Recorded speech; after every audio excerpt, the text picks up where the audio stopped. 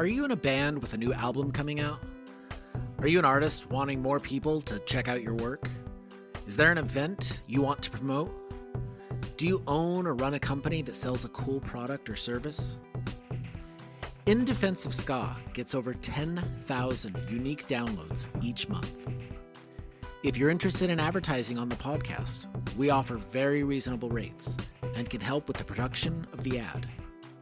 The ads are dynamic, meaning they will be placed on every episode for a given period of time. If you're interested, direct message us or email us at indefenseofska@gmail.com.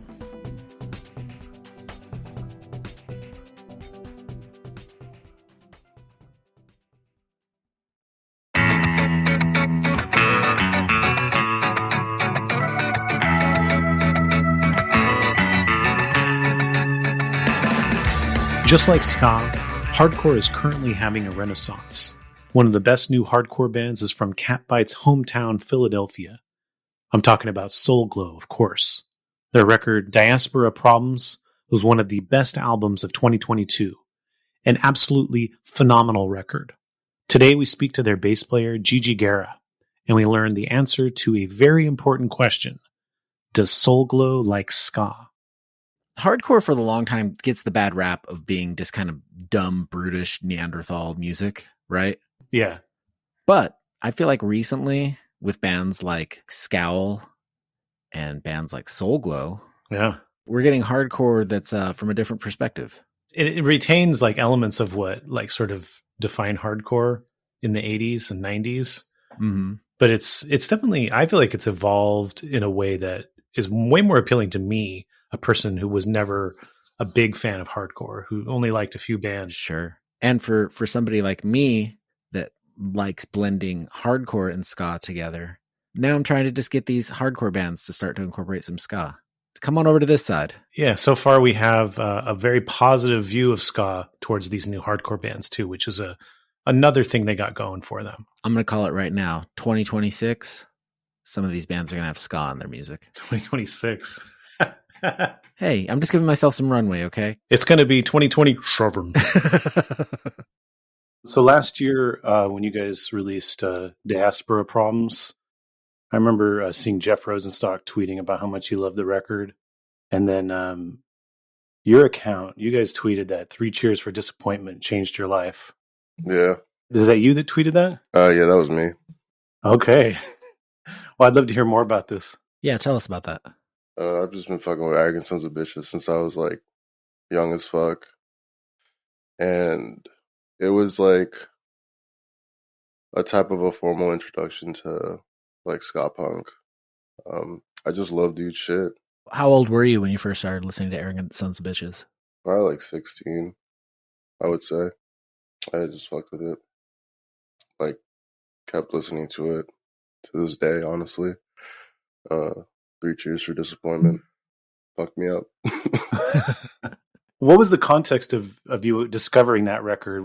Did someone show it to you, or did you find it online somewhere? I think someone showed it to me. I don't remember, really. It's been a minute, you know. Did you see Arrogant Sons of Bitches live? I did when they played the Warsaw, when they reunited. I didn't get to catch them when they broke up. Gotcha. What do you remember about that show? I was drunk as fuck, and I don't remember like a lot. I remember that they covered Art is Hard by Cursive, which was fire. And it was a good ass fucking time. Yeah, they just killed it. Came out, did an encore. Shit was lit. I was looking it up, and Jeff had he's been a fan of you since before that record. I found this interview where he was talking about you guys in 2020, saying that you guys were recording at Jack Shirley's studio, Atomic Gardens, and then I think Jack was like showing him some stuff, saying like, "Check this out, this band's amazing." What record did you record with Jack? That was we didn't record a record with Jack, but we did have him mix one of our records. Oh, okay. Yeah, he mixed and mastered Songs to Get at the Sun. Nice. Yeah, I didn't really know Jack before that. I was just interested in working with him because I fucked with his work. What were some of the Jack's records that you were kind of caught your attention? Like Comadre, like yeah, that's his band. Yeah, just them in general, and the last record that he did with them sounded really good, and I just wanted his help on it. You know, Jack was in a ska punk band. I did not know that. He was in a ska punk band called Anti-45. That was the first time I met him. Holy shit. Crazy. That's crazy. Did you ever play in a ska punk band? Yeah, that was the first band that I ever played in. Oh shit. What was that band called? I forgot. TBH. Did you forget, or did it have a bad name that you don't want to say? Both, I think. But yeah, it was like number some shit. I don't know. Okay. But yeah, it was like I played like trombone in it and shit. It was fun. Nice. Do you still have trombone chops at all? Probably not. Like probably a little bit. I could probably like annoy people with it a little bit. But I'm saying just do some shit, but like not really. I haven't played trombone since I don't know, since I was like probably like 15, 14. Yeah. Did you play like high school band? I did. That's when I first started playing trombone. Oh. Nice. Were there other options, or was somebody just like, here's trombone, go for it? Yeah, pretty much. It was like the only instrument that wasn't picked up by that time. I didn't really, you know what I'm saying? I had like tried out trumpet, and I was like, this shit is really hard. Yeah. I guess I felt like I could, I don't know why. It just looked cool, you know what I'm saying? Like, sure. Yeah, I did drums in high school band, and like for some reason I was so fascinated with the trumpet, and occasionally I would talk one of the trumpet players into letting me try it, and it was just the whole situation where you had to get the lips right first was just it was a hurdle I couldn't overcome, so I gave up on it. Yeah, shit is hard. And it like makes my lips feel all like fucking weird and shit, so it's a fun instrument, but I don't know, shit just makes my lips feel weird. Now did you start on drums? I was reading that your dad gave you some percussion or drums when you were like a kid. Yeah. My dad's a percussionist. He gave me a drum when I was young. I tried to play it, but I just fucked around with it a little bit, and then I stopped. And eventually, I was getting into Linkin Park when I was a teen, and my friends were playing music. So then I wanted to be a DJ. Mm. And then that didn't work out for me. And then my friend left a guitar at my crib, and so I picked that up. I was reading also that you were playing your guitar like a bass initially. Yeah. Initially, I was doing that shit. And then, I was just like, why the fuck not play a fucking guitar? Because I have one. Your dad was a percussionist. What kind of stuff did your dad do? Or did he play with groups? I'm not sure. I think he probably like did a little bit. I haven't really talked to him about it. But he just plays around at the crib. Like, once salsa starts playing, he just gets on the fucking cajon or like the cowbell, and he just starts singing and just banging on shit. He's not obnoxious with it, but it's chill. Like, there are many nights where I tried to sleep, but he was still banging away. Damn. He parties. Yeah, he parties pretty fucking hard, and he doesn't stop till it's like 4 a.m. Wow. So last year, Pierce, the singer of your band, and a bunch of other people did this Folly broken cover for 2 minutes to late night, I think it's called. Yeah. Yes, he did. I don't think you weren't involved with this, right? No, I was not. But I'm just curious if you also were a fan of Folly, if this was like meaningful to you as well. Oh yeah, for sure. It's funny because they had asked him to cover a song, and they had asked him to choose the song, and I forgot what song he couldn't do. I think it was Animosity. And then we were talking about it, and he asked me which song he should do, and I was like, "Do Broken by Folly." And he was like, I didn't really, aside from suggesting that to him, I didn't have anything to do with it. Nice. Yeah, what's your experience with Folly? Were you able to see them back when they were kind of an active band? I did. I saw them a few times. Not like when they reunited, though. You know, Mm-hmm. Yeah. I just like, I guess, started listening to them too late, but I caught a few reunion shows, and I'm excited to play with them in May. Has that been announced yet? Yeah, they're playing at Jason Fest in New Jersey, Okay. and we're gonna be playing with them. Sick. Folly kind of came during a time when like ska punk bands there weren't very many of them. Yeah. And they also played it like so heavy. Like I don't think ska punk bands were playing that heavy before Folly. No, not at all. Is that something you liked about Folly? Was that element? Yeah, like my friend was trying to put me onto hardcore, and that's like one of the first hardcore bands that I got into. They're not like hardcore, but you know what I mean, like heavy in that way, where they were, doing breakdowns and shit. I'd say they're pretty hardcore. I mean, they're definitely like 80% hardcore, 20% ska. Yeah. Yeah, facts. Yeah. It is really fun though, being at one of their shows and it goes from like people stage diving and windmilling to all of a sudden everybody's like, I mean, two-stepping's like so close to skanking anyways. Right. Yeah, it's funny shit seeing their like, I think it's Live at Hellfest video, where there's just a bunch of like you said, you see people fucking windmilling, and then all of a sudden they all change up with the music. Yeah, it's sick. Fucking psychotic. Oh, I love it. So in that video, there was members of Catbite, Grey Matter, Best of the Worst, Gouge Away, and Jer.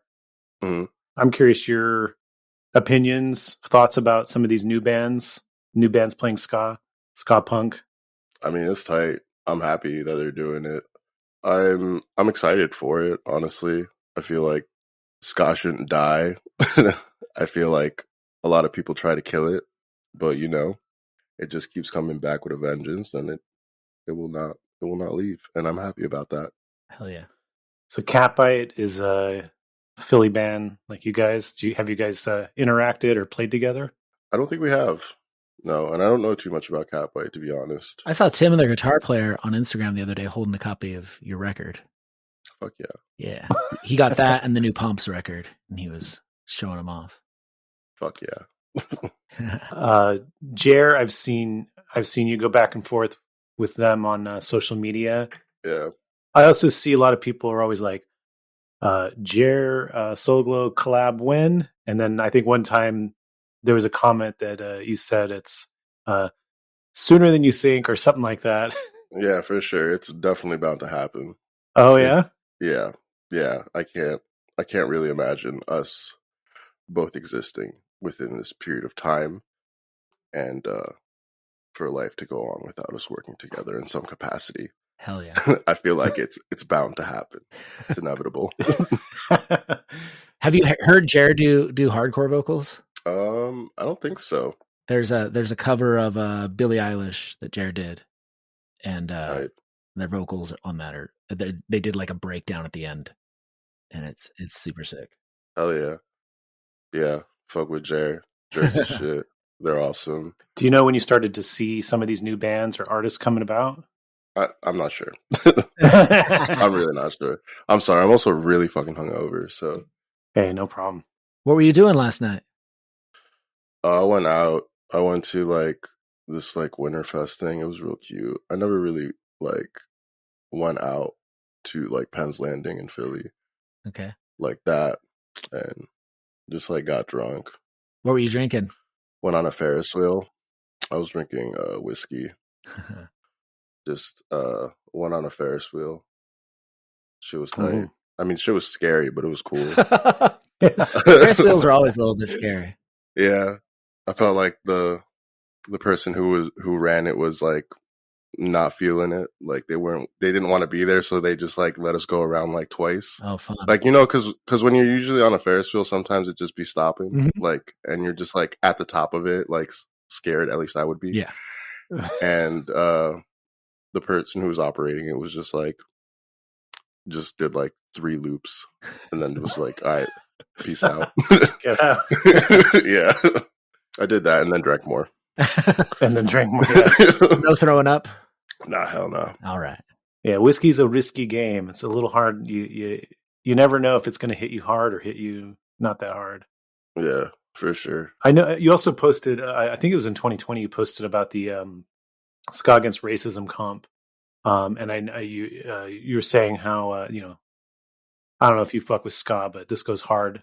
That to me, that was kind of like that was definitely a moment where I felt like Bad Time and some of those bands were getting a little bit more attention. Word. When that comp came out, yeah. Oh yeah. Bad Time. Fuck yeah. I'm like stoked about the tour that's happening with them. Oh yeah. That shit's cool as fuck. Are you gonna go to one of the shows? I'm gonna try. Nice. I'm gonna try to. In Defense of Ska, we'll be right back. Hey, Dr. Z here. I'd love you to tune in to our podcast, Pickin' and Puttin', where it's Dr. Z along with Liberty Bill, and we discuss pertinent sports topics. We have a music song that relates to those. We discuss that. We have trivia. We also have the question of the week. Besides our trivia, we'd love you to tune in. We have fun with it. We think you'd enjoy seeing us too. Tune in, be there. Doc Z, see ya. Mean it. Where are you living these days? I live in Philly. You still in Philly? All right. Catbite, GG +1. Or just write Soul Glow on the guest list, I guess. Catbite. Fuck yeah. All right, so you opened for My Chemical Romance last year. Indeed. What was that like? That was pretty mind blowing for me to see that kind of take place. Absolutely fucking crazy. Outer body experience. I was like not there. I don't know. My mind was in so many places emotionally. Mm-hmm. But definitely surreal. We were just kicking it like backstage, and at one point, Frank pulls up, and he was like just talking to me like casually, and I'm like, bro, what? Like, like, do you like? I don't know. It was fucking weird. Like, he was just like, he like remembered me from when we did that cover song, and I was like, wow, that's crazy. And then he was just like chopping it up with us a little bit, and he was like, I don't want to take like more of your time, but if you could like sign this drum head for me, because I have all the bands that I like, sign it so that I can give it to my children, like I would appreciate it. And I was like, and we were just like, are you fucking serious? Like, of course, dude. Like, just for clarification, what cover song were you talking about? We did an Annie Lennox song. Oh shit. I believe we did Walking on Broken Glass. Oh wow. Yeah. So they reached out to you and just said, hey, like, did they personally reach out to you and invite you to play the shows? Yeah. Wow. I mean, I was really stoked to see the lineup of bands that they picked for openers, because it was kind of like they just like made a mixtape and were like, oh, these are all the bands we think you're sick right now. Let's just ask all of them.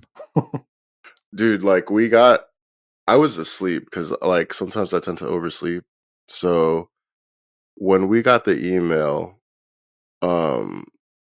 Pierce was worried because he hadn't heard from me, and he thought like I died, and that was something that would happen and that we would never play the show.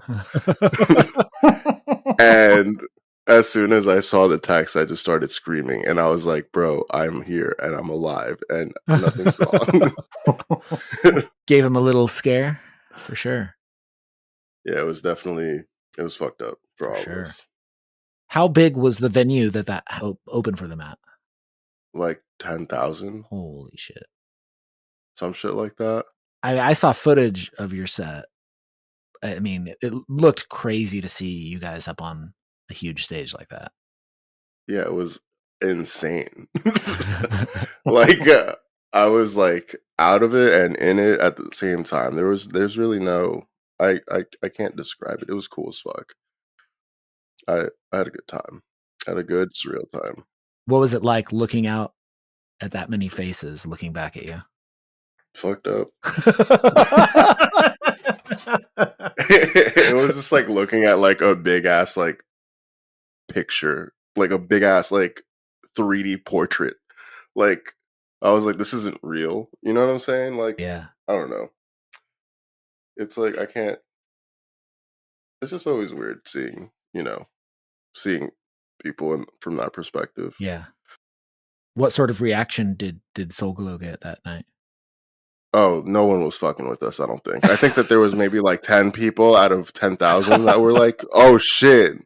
But most of the people looked like very bored, and they were look like who the fuck are these clowns? Like, where's MCR? Like, that's not Gerard. Like, Yeah. like I just felt like people like they didn't like boo us, thank God. But like, I felt like people were just like, what the fuck is going on? Sure.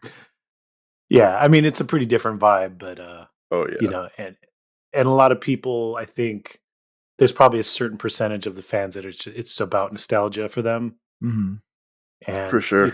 And you guys aren't part of that nostalgia, so it's kind of a tough situation. Yeah, it was cool. It was fun. I had a great time. I feel like in last year, from the time you released Diaspora Problems to the end of the year when they're doing publications are doing like best albums of the year and stuff, you got a lot of people supporting you. A lot of people saying how much they loved you. Was the My Chemical Romance opening slot, was that the most, was that the best sort of like cosign, or did you get other ones that were kind of more amazing or more surprising? Honestly, off top, hungover as fuck. Right now, I can only say that the MCR cosign was sick, and that was the sickest one. I mean, being on these like music publications was cool as fuck, but I can't really think about, I can't think about anything else that I was, really happy about as much as I was, being with My Chemical Romance and playing with them. For sure. So, okay, we talked about that you played, your first band was ska punk band. You played trombone. Yeah. I know that in 2012 you joined the band Gatherers. Yep. Was there anything before that, or was that the next band? I was just doing I was just playing some music here and there before that too, but nothing that I like fucking can immediately like recall and talk about. Okay, so this is a band in New Jersey. Are you from New Jersey, or did you move there? That's facts. I'm from Jersey. All right. Yeah, so you were in that band from 2012 to 2015, I believe. Mm-hmm. I was. And the band, I was reading an interview at the time, and they were saying that everybody kind of brings their own unique flavor to the band, and they said that you were the one that brought the punk to the band. I mean, I guess so. You were you a big punk fan, I guess? Yeah, for sure. Like, I got a Choking V tattoo on me. Come on, bro. Oh, I thought I saw that. Yeah. In your music video, when you're like laying on the bed, you have your arms folded. I thought that was a choking victim tattoo. Yep. Yes, sir. I'm out here. Yeah, I fuck with punk. You know what I'm saying? Sure. Mm-hmm. What was that time period like in the early 2010s in Jersey? What other bands were you playing with, or what spaces were you playing? Oh, we were playing like basements with like, emo bands predominantly, just going on DIY tours. The biggest thing that we did was go on tour with Every Time I Die, which was fucking sick. I didn't really like listen to Every Time I Die that much, but at that time, I still don't really, but they were fucking cool. Yeah. Was there local bands that you kind of played with and felt like kinship with at the time? Dude, I don't fucking know. I don't fucking remember. I've been doing a lot of shit. You feel me? Like, yeah. my memory is fucking shot. My long-term memory shit is like out. Especially now that I'm hungover too, like I can't get it together. Short-term memory still okay though? Yeah, it's chilling. Yeah, it's chill. All right. But no, there was like some bands that were like we were fucking with a lot, like Prawn, my friend's band, Arrows and Her, Gifts, shit like that. Mm-hmm. Do you recall if there's any ska bands at that in Jersey at that time? Fuck, in Jersey. No. No. No, I can't. Okay, so Pierce starts Soul Glow in like 2014. Yes. You're still in Gatherers and you're still in Jersey. Mm-hmm. You meet him. I think you also meet TJ as well while touring with Gatherers. No. Mm-mm. I met Pierce. I met TJ a while ago. At a show that they were playing in New York City. I went to their gig after a protest, and we were chilling and we were kicking it. And I met Pierce when I was in a different band. When I was out of Gatherers, I started a hardcore band, and then Pierce booked a show, and that's how we met. Oh, okay. What was that hardcore band called? Weatherlore. Okay. So, what led you to moving to Philly and joining Soul Glow? Well, at that first show that Pierce booked, I met Ruben there, and he wanted to start like an all black punk band, and he wanted to jam with me, and I was like, all right, bet. And so later in life, when my band Weatherlord disbanded, I hit him up and I was like, yo, dude, remember when you asked me to, play some music with you? Are you still down to do that shit? And he was like, yeah, I'm down to jam with you. Actually, I think our bassist is about to leave. So, if you, if you want to join this band, like I'll let you know soon or something. And then I was like, great. And then he hit me back up and he was like, yo, he's definitely leaving. And he was like, do you smoke weed? And I was like, every day. He was like, okay, do you want to go on tour? I was like, yes. And he was like, can you practice next week? I was like, absolutely. And we had our first practice. He sent me songs. I learned the bass parts in these shitty like demo recordings. Some of them I learned by ear. Some of them I had to learn how to practice. But I picked up the songs very quickly, and they were like, all right, you're in. Nice. What was the state of the band when you joined? Because initially, Pierce was recording these really like lo-fi, like short EPs. It's kind of a little bit of a different band in a way than where you guys are now. Yeah. They were. I don't know like where they recorded their shit. Mm-hmm. I forgot. I think they recorded it with a couple people at the spot called the Sex Dungeon. And then we did one with our friend Cam Connor, and then I started recording the projects. Yeah. Did you already have a background in recording? No. No, not at all. I moved to Philly to join Soul Glow because I told them that I would eventually be moving to Philadelphia, and Pierce was living at this warehouse spot, Big Mama's Warehouse, and I was breaking up with somebody at the time or trying to separate myself from somebody, and they were like, dude, like we have an open room here, like pull up, stay here. And I did.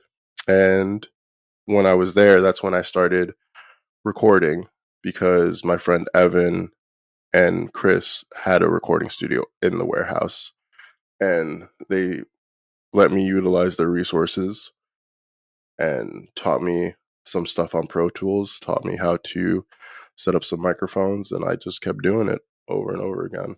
And at the time, I was also teaching myself how to use Ableton through YouTube videos. Okay. So you didn't have to like go through the whole process of figuring out what gear works. There was already a studio there. Right.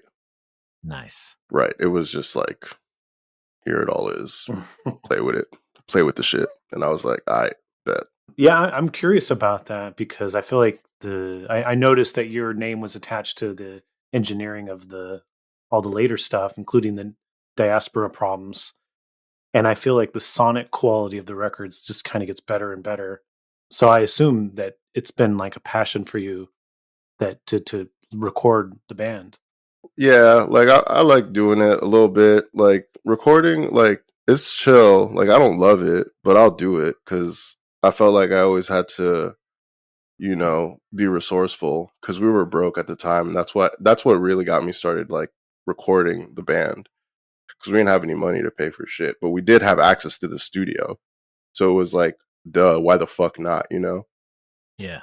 And my friend Evan would help me along the way. So we're like, why would we, outsource if we can just do it ourselves?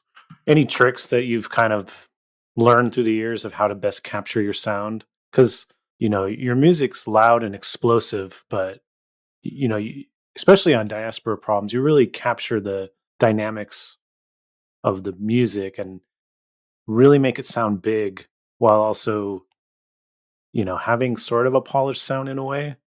Yeah, I mean, I don't really have any tricks. Just have like expensive ass fucking gear and just go for it. Sure. Expensive gears goes a fucking long way. What's more important though, the gear or the performance? The performance for sure. Yeah. But like the gear helps obviously because then people could like differentiate the shit that's happening. You know what I'm saying? Yeah, the best performance ever. You do it on a boombox. Yeah, shit is crazy. Yeah. Yeah. So no tricks, no anything. Just have a cool friend with some cool shit, or get to a good studio and rent it out or something. I don't know. Yeah. Do you record the basic tracks live, or do you overdub everything? I overdub everything. Oh yeah, like because I just didn't want to like the way that I did this album was like me like kind of like tempo mapping everything and warping the songs, which we would play them live, we would record them live, and then I would like shift the tempo of it so the song would be faster or slower, and I would ask them like, is this how we want it to sound? And more often than not, they were like really fucking tired and weren't like too attentive, and they're like, whatever, dude, you just made us play this song fucking 5 times. And I get it because the warehouse that we were doing it at was really fucking hot. There was no AC and it was summer. But yeah, we just, in regards to doing live shit, we just do it like that. And then I find the tempo that, feels good. And then we overdub everything. Are you finding that you're speeding stuff up or slowing stuff down? It depends on like, Yeah. What's humanly possible for some people. And yeah, sometimes I want to speed it up more, but sometimes we can't. So I don't know. We just try to find like a good balance. So you recorded in the summer of 2021? I believe so. Yeah. So I remember you guys were kind of getting some buzz going in 2021. What was that like? Because I remember once the record came out in particular, I felt like then it was kind of like really a lot of attention started to come your way. That was my perspective anyways. 2021. Yeah. It was chill, but at the same time, like we were still like going through the pandemic. Yeah. So it was hard to gauge like how much people actually gave a fuck about anything that we were doing. Because it's like we're not playing to people. We're just fucking making these silly little songs and, just fucking around and trying to get our shit together, trying to, get some money. So I don't know. I wasn't really paying attention to like that shit at that time. What was the state of the band before the pandemic? Were you guys... Oh, we were like fucked up. Like we were just doing DIY tours. We were losing money. Not really doing like... It was fun for sure. But it was hard, Mm-hmm. I know how it is. So It was chill though. We did a lot. We were doing a lot of cool shit, but it was definitely hard. My first like tour with Soul Glow was to South by Southwest because we were on a screamo showcase and we toured in like a family sedan, like instruments like all over us, and I was like, and my knees were like about to give out just by sitting. What about amps and drums? We didn't. We just borrowed gear and we just like put heads and like our instruments on our laps and like, you know, what little things that we could like all over us. So during the pandemic, you and Pierce were you guys became bike couriers to sort of get by. Yeah, I mean, Pierce was already a bike courier before the pandemic, and then once I moved to Philly, that was like what I was doing before the pandemic as well. And yeah, we were just doing that shit. Were you able to do much band stuff for a while initially, or was that just on pause for a while? No, we had like our bubble, you feel me? Yeah. Where we would chill with each other for the most part. And so we just kept writing music and recording shit. Mm-hmm. It was like, I feel like for those few months that like nobody could go outside, we didn't do shit. But then we started like, you know, being cautious and, you know, just started working with each other because, you know, if we didn't, we would probably go mad and, you know. Yeah. Like, it was fucking hard, you know, so. Sure. Did any of you end up catching COVID? Not I. Nice. Not I. I feel like maybe one of us did, but been dodging that shit. Yeah, same. Hell yeah. Good shit. We out here. I want to hear about your signing to Epitaph. Oh, yeah, that shit was cool. That shit was crazy. We I think Jeremy sent like Brett Driponomics and Brett was like, yeah, fuck it. Like, let's do it. And we were like, all right, cool. And then we just started like having conversations with them about the deal and whatever. It was sick. I mean, it wasn't sick. I mean, the result was sick, but like the process of doing that was very like chaotic because we're like, are we actually gonna do this shit? Like, the fuck? Like, you know what I'm saying? Yeah. What would be the reason not to do it? I don't know. Just because it'll like, it might put us in a, I don't fucking know, honestly. Everyone just had their own fucking feelings about it in some way or another. And I was just like, dude, isn't this what we want to do? Like, fuck it. So it was, signing to Epitaph meant that you were taking the band more seriously and that it was kind of a commitment in a way. Yeah. Yeah. And I feel like that is kind of what like some people had reservations about in a way. Sure. Yeah. I mean, it's tough being, going for it as a musician right now. Yeah. But at the same time, you know, you have a moment, you have an opportunity. You don't necessarily get to decide when your opportunity comes.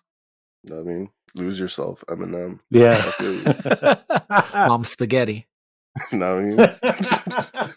So on the Epitaph website, it was written on there that the record Diaspora Problems was conceived and recorded from 2016 to 2021. Does that feel fair or? I mean, I don't fucking know, honestly. I don't even know if I was in the band at that point. I don't know what the fuck. Yeah. I mean, I feel like maybe. I don't know. That's a Pierce question, to be honest. Sure. Like, we just were recording some songs, and some songs we held on to, and some songs we didn't. Mm-hmm. We did have like specific, like with the songs that we held on to, we were like, okay, this is going to go on an album eventually. But yeah, I don't fucking know. Yeah, because you put out a few EPs before Diaspora Problems. Was that all kind of stuff happening at the same time? Yeah, we put out songs to ye, and then we just kept writing, and then I feel like, you know, Ruben and Pierce wanted to release new music. I don't really give a fuck. I was like, we don't have to, but okay. So then we did it, and it was fun. And yeah, that's it. Really, I don't know. Yeah. By the way, I really love Diaspora Problems. I'm not even really a big I'm not really big into hardcore, but this record I heard it and I just was totally blown away by it. Yo, thank you. That means a lot. I think some of it, I think some of it's the dynamics, the diversity of the songwriting in there, and I think just the intensity of it. It's explosive, but it's like it's constructed as well. Yeah, thank you. I mean, we worked our asses off. You feel me? Yeah. Shit was hot. I was getting yelled at sometimes. You know what I'm saying? It was a time. Who was yelling at you? TJ was yelling at me. Pierce wasn't really yelling at me, but getting frustrated. A lot of more frustration because I would make people like do shit like over and over again. And in TJ's circumstance, I understand why they would be like, they weren't yelling at me like angrily. They were like just pissed because they did like they had the worst of it because they had to keep performing in that hot ass warehouse by themselves in that room with with barely any ventilation or air conditioning. And we couldn't put a fan next to him because the mics would pick up the fan, and it was some bullshit for them. So yeah, I think everyone had turns just being angry, not necessarily not necessarily at me, but at the situation that we were putting each other through. Yeah, I was wondering about. I mean, on the recording, like recording vocals, like how much were you like having to like go over and over and over to like get the right? Yeah, a lot. We did that shit a lot. It was either like I wasn't satisfied with the vocal performance at the time, or Pierce wasn't. Mm-hmm. So I would just like comp a bunch of shit over and over again until we felt like that was the one, or the previous one was the one. You know what I'm saying? Mesh it together. I mean, just try to make the most perfect take. Yeah. How many takes would you say on average, you had TJ do, or you had somebody do for a song? TJ, I don't know. I think TJ can do it. I think 3 takes, honestly. Sometimes there's like some punch-ins, but TJ's got it. He's just good as fuck. So punching drums, not a problem. No, it's just easy. Yeah. Just play the part, and I'll punch you in. You know what I'm saying? Yeah. And then you were talking about tempo mapping. Like, when you're mapping out these songs, is there fluctuation in the click, or? Yeah, yeah. The click is changing. Yeah, like a lot in certain songs. That's fun. And they're playing to that click change. Yeah. How much swearing did you get from TJ over that? Quite a bit. It was chill though. I get it. Sure. It's frustrating when you're doing shit like that. Yeah. And I'm a pretty meticulous person, so I was just like, do it again. But the things we do for fun. Exactly. Gold Chain Punk, the opening song on the record. Yes. That song like blows my mind. It's so good. The song is so intense, and then I feel like the way the chorus kind of leans back a little bit. Yeah. So strong. Is that a more recent song that you guys wrote during the songwriting session, or was it an older song?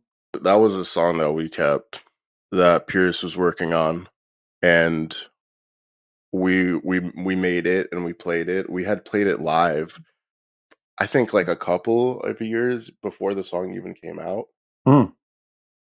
So there's like live sessions of it somewhere, but that was one of the ones that we kept and knew that it was going to be for the album. Sure. Then the Jump or Get Jumped is another one that I really like. The video, I really love the video for that song. Thank you. Now, it's my understanding that you were watching the movie Whiplash. Yeah. Yeah, tell me the whole story about. Yeah, like I was just chilling with Pierce, and that's usually how our ideas. Pierce and I live together, so it's usually us getting drunk and talking about shit. So one day I was like, "Yo, dude, have you watched Whiplash?" And he was like, "No, I haven't." And I was like, "Let's watch it." And we watched it. And after that, we were like, how funny would it be if we just, made this the music video? Because, like when TJ first joined the band, they weren't like playing that fast and they weren't blasting like they do, doing blast beats like that. So it's hard for them sometimes because, their body has to get acclimated to the shit that we're asking them to play. Anyone who hasn't seen Whiplash, what was it about Whiplash that kind of led to the inspiration of this video? Like I said, we just keep telling TJ to get the part, and they get pretty aggravated about it sometimes. So we just thought, we just thought it was fucking funny. Yeah, they said that that it was. Let's see here. When I joined the band, we got together every night for a week, and I basically had to learn the whole set in 7 days. And they kept saying, "You're doing a great job, but it needs to be faster. You're like 70% there." They didn't take it easy on me. That's facts. We do be doing that. What type of band did TJ come from? They're playing. I think they played like in some maybe math bands, and the band that they're still in, they play like hardcore and screamo. I don't think it was nothing like too fast, but more hardcore shit. Yeah. I was this 2017 interview with Pierce. He described the band's sound as Soul Glow's sound as essentially our music is the sound of the yelling and cussing in our heads as we feel the various microaggressions of our lives. I was curious your take on the band's sound and the emotion of the band. Well, we do pretty much whatever the fuck we want to do because we need to get it the fuck out of us. Yeah. Because we live this life every single day and it sucks. So we try really hard to not leave anything on the table or off the table, whatever the fuck. So yeah, we just do whatever the fuck we want. Better out than in. I mean, on some Shrek shit, yes. That's how we be doing shit. So stylistically, influences can come from any direction too, right? Yep. So what's up with Soul Glow playing some ska? I don't know. Maybe in time that will happen. People be saying that we do have a ska song, and I was like, okay, I guess so. Yeah, I listen. They're talking about Thumbsucker because it has horns, and I don't hear the ska. Horns doesn't make it ska. Yeah, I agree. So everybody, Soul Glow does not yet have a ska song. They will though, and it's gonna sound like Choking Victim. Maybe one day. Who knows? Tell me about the decision to put horns on that song. That was for that song specifically. That was an idea that Ruben had that I, then arranged for, our friends to play. Because Ruben was like, I hear horns. And I was like, okay, let's do it. Let's add these horns. Hit up a few homies, was like, just kind of follow the song. And then they did. And then I, arranged the harmonies and it sounds good, I think. So yeah, looking at the liner notes, I see that there's a person named Dave Heck on trombone. Yes. But it does not say GG on trombone. No. Why not? I did not play trombone. Didn't have the chops. No, I did not. Absolutely not. That is of the past. It's not like riding a bike. I can't do that anymore. I don't think. I think it would not have sounded as good as, sure, yeah, a professional like Dave could do it. So the record we're talking about being recorded in the summer of 2021 in the warehouse. Mm-hmm. How long would you say it took from like start to finish to get this record recorded and mixed and edited and everything? 4 months. 4 months. Yeah, probably like 4 months. I think. A good chunk of time. Yeah. Yeah, I think after the back and forth, it was like 4 months. The record was pretty much done after like the month and a half, but then I basically took 3 weeks of like editing the record to the point in which I thought was enjoyable for me. Did you have them come in and do more overdubs after you'd spent some time with it? No, we were done. I just like did like a bunch of like little like production tweaks here and there, just adding like, you know, wind chimes and adding like more electronic stuff, and just like the whole like noisy sections of the song was kind of just you know, moving them and getting them to where I felt like it would be, you know, like I just felt like where it could, you know, add just adding shit to it basically. Yeah, one thing I've noticed, and this is a similarity between the large umbrella of hardcore and ska, is that bands now are taking a lot more time and effort to record records and to like really get the sound where they want them for the sake of the record. Yeah. I feel like both genres historically have, you know, viewed the recording process more as a like, get this out so we can sell it on the road and let's focus on the live show. But Right. you guys are a great example because the record sounds really good. And I think a lot of the new ska bands are doing the same thing. They're really focusing on putting that effort into recording. Mm-hmm. Has that always been the case for Soul Glow ever since you got involved with doing the recording? Yes, sometimes. It depends on what gear that I have. Yeah. Mm-hmm. I like in the EPs, I think the way that it sounds isn't as polished because of the gear that I have. Mm-hmm. But I'm still like trying to add as much as I can so that and do stuff dynamically to the tracks so they can sound so they can sound good. All right. So you talked about you've dodged COVID. Yep. Unkillable. I saw a tweet that you had sent at some point that said that the best way to not get COVID on tour is to bring your own mics. Yeah, that's one way, you know. So that's the Soul Glow method, is bring your own mics. I don't bring my own mic because I'm fucking. I'm with the fucking. I'm in like, you know what I'm saying. Like they're all like everyone's breathing on me. Like Right. Like I'm in front of a bunch of fucking people and they're all breathing on me. However, I do think that bringing your own mic is definitely a good way to, you know, reduce your exposure to COVID. Sure. And even just anything. Like I used to get so sick on little tours. Yeah. Like just using club mics, not thinking about it. So glad I bring a mic now. I wish I would have done it a long time ago. I started doing that, but then I lost one. And so I'm like, I'm going to just lose this again because it's like I have so much gear that I have to bring to each show that it's like, you know, I can't, I don't even want to think about another small piece of gear that I have to bring. How much gear are you bringing? What are you bringing? I bring a laptop. I bring the push. I bring a tabletop and a stand. And what's the push? The Ableton push. It's the thing that I use to play samples live. Gotcha.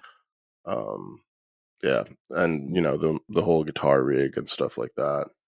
It's just a bunch of shit. Pedals. It wasn't always like this, you know, but you're playing bass and you're doing the triggers at the same time. Yeah, I've done that before. I'm playing guitar now, but yeah, I've done that. Oh yeah, that's right. You're playing guitar now. Yeah. Yeah, I have done that, and I play guitar and do the triggers as well at the same time. I'm trying to get into utilizing my foot to trigger samples now as a pedal. I think that would be a fun idea, so that I could just be like playing something really fast, and then all of a sudden you can hear like an air horn or like whatever the fuck. Yeah. Has anything ever gone drastically wrong with all that stuff on stage? Yeah. Well, let's hear it. Sometimes people get too crazy and just bump into it and shit, and then I'm just like, wow, is my laptop gonna break? Oh no. And usually it makes it. My Ableton push is like taped together at this point because of how many falls it's taken. I passed out at a show recently and I fell on top of my shit. Oh jeez. But it all survived. Why'd you pass out? I had a seizure. Oh shit! Oh, Overexhaustion. Wow, I was overexhausted. that's scary. Yeah, it was fucked up, but I survived. Unstoppable. Yep. COVID didn't get you. It's not going to get you. No, I mean, exactly. That's what's I'm up. just gotta drink more water. You feel me? It is important. We do need to drink more water. You should drink more water today, man. You got yourself a glass before we started the interview. I did. How much of that water have you killed? I killed it all. Good.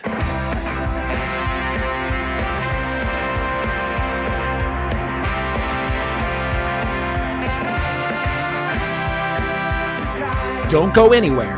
If you want to hear the rest of this conversation, head over to our Patreon. Thank you for listening to In Defense of Ska. Please rate and review this podcast and tell a friend. Follow us on Twitter, Instagram, and TikTok at In Defense of Ska. Pick up Aaron's book, In Defense of Ska, at your local bookstore or online. This podcast is edited by Chris Reeves of Ska Punk International. This is your co-host, Adam Davis of Omnigone, leaving you by saying ska now more than ever.